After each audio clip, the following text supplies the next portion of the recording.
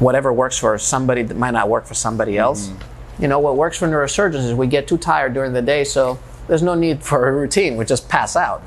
It works great. Hey guys, Dr. Kimon Beckel is here from the Stroke and Brain Aneurysm Center of Long Island. Welcome back to our YouTube channel. I got Jason here with me today. We're going to talk a bit about cognitive health. A lot of you are asking for us to comment on cognitive health and what we can do to improve it. Let's just dive right in, shall we? Please. All right.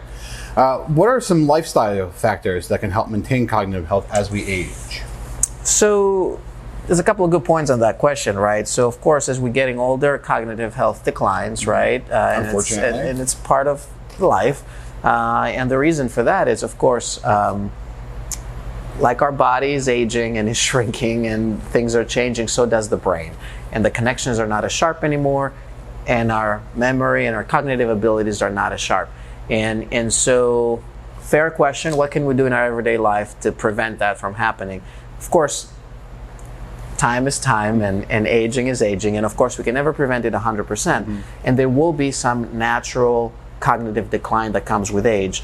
But things that we can do is, engage in our everyday life have to do with, maintaining our brain being sharp, through engaging in, crossword puzzles or any sort of activity that really engages your brain and allows you to think. In addition to that, of course, other things like exercise or, being active actually is very, very important. Being active is what allows the brain to constantly adapt and think and stay sharp and overcome to some extent the impact of time.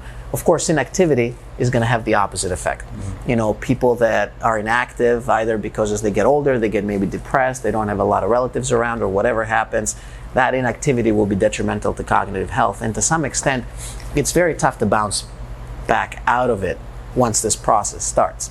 So of course, we want to make sure that folks stay active, they engage in a lot of activities that get the brain working, and that's the way to stay sharp. And of course, we have to differentiate this normal cognitive decline from dementia, Alzheimer's, all the other issues, which of course you cannot really deal with lifestyle changes. We have some medical management that we can use for diseases like that, but it's never really 100% effective. So it's one of those frontiers of medicine that folks are still working on to get an effective treatment. I also want to add, they make a lot of apps for your phone now. Okay. That help with memory. They're specific. They're not just a game. Right. They're made for memory. They're made for kind of keeping that cognitive sharpness. Oh, absolutely. And I think what the way they do it is, of course, engaging you in tasks that allow the brain to constantly think and get you out of your comfort zone. Yeah. Because once we get older and potentially we're not in the workforce anymore, maybe are retired, there's a lot of downtime, and that can be detrimental to your brain. A lot of cruising. Yeah, maybe.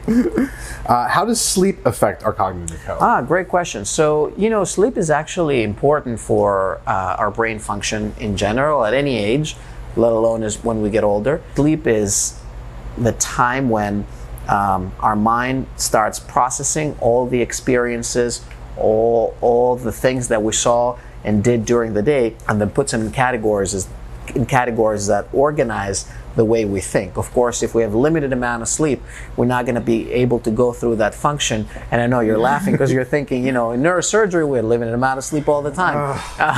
Healthcare in general. Right, but you do see that, right? Yeah. You see when we have limited amount of sleep, say, guys, we come in the middle of the night to treat a stroke or a brain aneurysm, then the next day everybody's shot. Everybody's tired. Everybody's, they're not at their sharpest. Yeah. And so, of course, we try to have teams to allow, of course, if you have cases the next day, you don't want to put those folks in jeopardy because you want to be at your best cognitive health. You want to be at top shape. And so we have multiple teams taking care of patients. So, of course, if you have patients the next day, you're not going to be on call the day before to minimize that potential issue. We see it on an everyday basis, right? Yeah. Sleep is very important. We have a very challenging case. Nobody's going to be on call the night before. Yeah. You want everybody to be the sharpest possible. For sure. And absolutely right. So, folks that are saying, I cannot perform well at my job or, at my task, or, if you're a creative writer or, in creative world and, I cannot get inspiration. it all comes down to sometimes the sleep. If you don't get enough sleep, if you don't get enough rest, and if your brain cannot process what's going on during the day, it's very similar to having a computer that never stops, right? Yeah. So have to reset sometimes. Eventually it'll need to be reset, otherwise it will malfunction. Don't be malfunctioning. What role does social interaction play in maintaining cognitive health? Oh, another good one. So, like sleeping, if we leave us isolated from people, our cognitive health is not going to be good, right? So we are social beings. Mm-hmm. That's kind of how we are. Whether we like it or not. Whether we like it or not, and some folks like it less than others. And we have to interact with people, right? So if we don't interact with people, again, our sharpness, our mental sharpness is not going to be there. And other things can creep in, like depression, anxiety, other social problems, and those social problems then will result in, of course, substantial cognitive decline. So we wanna make sure that we have interactions with people, we get enough sleep, like we said before, mm-hmm. and we stay sharp and active. These three things will really ensure that we have our top cognitive health at all times. How does stress affect cognitive health? And what can exactly we do to the opposite way. Yeah. So how do you manage stress? Exactly. Well, I would refer you, Jason. Sounds like Jason's not watching the channel, but I would refer you. We have a very good video on stress management. I think it was with Dr. Misios, if I'm not mistaken, right? Yeah, a little something. Yeah, and so stress management is important, but you're right. It has the opposite effect of the first three on mental health. And folks that are stressed chronically can have a substantial impact on their body, even physically, not just mentally. Things start to malfunction because, of course, you develop high blood pressure, you can develop heart problems, you can develop a lot of other issues, increase your risk of stroke, heart attack, other vascular problems. And certainly, when it comes to mental health, stress overloads your brain. Mm-hmm. It doesn't allow your brain, of course, to function in a relaxed way, form new synapses, interferes with your sleep, interferes with your social interaction. So all these things will have eventually a detrimental effect on your cognitive health. And so very, very important to control stress as much as we can.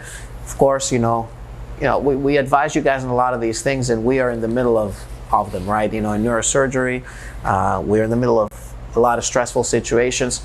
But the way we manage it on a daily basis is, we've learned to mitigate stress. And if you're prepared, you should never be overwhelmed with stress. Mm-hmm. For more stuff on stress, of course, we have a great video, but that's the bottom line. We also have a work-life balance video with Dr. Maris for. Yes. That's very good. We're hitting hard on stress and work-life balance, the things that people believe we don't have. But I would argue we kind of do.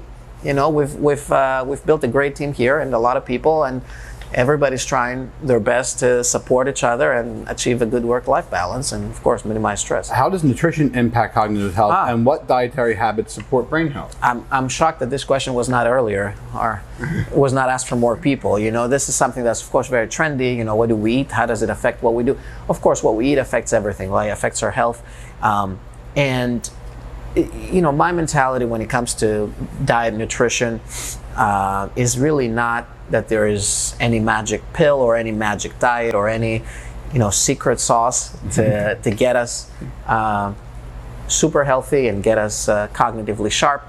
In reality, it's all about balance. I say that a lot. Be balanced in everything you do.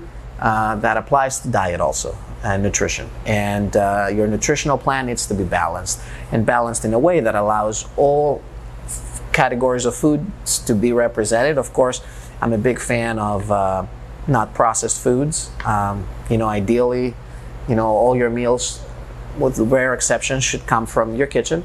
And you should be buying the raw ingredients to make those meals happen. Of course, it's fun to do, but also extremely nutritious, and at the same time, very important for your health. And cognitive health is no exception to that. If you have a very, very balanced diet, you will be absolutely in the best capacity to have a good cognitive health, to support your brain with nutrients, with vitamins, with everything else. Like I said, no secret sauce, but have adequate. And I'm never one to preach against, say, red meat, or against, just eat everything, eat it in a balanced way. You will do great. These next few questions kind of hone in on what we already talked about. In terms of physical activity, are there any types of exercises that are more beneficial than others? I don't necessarily think that there is an exercise that in particular is associated with better brain health, right? But what I say about exercise is this, right? A lot of people are deterred from exercising because of the stringent criteria we put upon them, right? We say, to have effective exercise, you need to do this, this, and that. And they're like, oh, that's too much. So here's my alternative take on this. Do as much as you want to do, as long as you push yourself more every time, right? If you're going to walk somewhere, run somewhere, right? If you're going to take your car, walk. And so try to do as much as you can within reason. Any exercise is good. Don't set too high standards that you cannot achieve. You get disappointed and you don't do anything. So any little exercise is good. Good. And then this next one ties into the sleep. Is there any routines or strategies that you can recommend to get a better night's sleep? Yeah, maybe we can do a video on sleep, but there's no real every people have their own routines, and whatever works for somebody that might not work for somebody else. What works for neurosurgeons is we get too tired during the day, so there's no need for a routine. We just pass out. It works great. But all kidding aside, generally speaking, of course, we know things that have to do with limited screen time around sleep, and when you wake up, when you go to sleep, don't touch your phone. Maintaining the same time around same the bed. time. Spend a little time with your thoughts before you go to sleep. That's extremely helpful. Self-reflection is not bad at all. And don't eat late. No alcohol before you go to sleep. Things of that nature. These are basic things, of course, that anybody would advise you for. But like I said, what works for one person might not work for another, but the basic rules still apply. I mean, I think we just touched on everything. Perfect. Yeah. Super. So guys, if there's another topic that interests you, you can email us through our website. Information is there. Or you can reach us through social media. We're very excited to be able to do this for you, and we'll catch you on one of our other videos. Don't forget to like and subscribe. Take it easy. Take care. Thank you.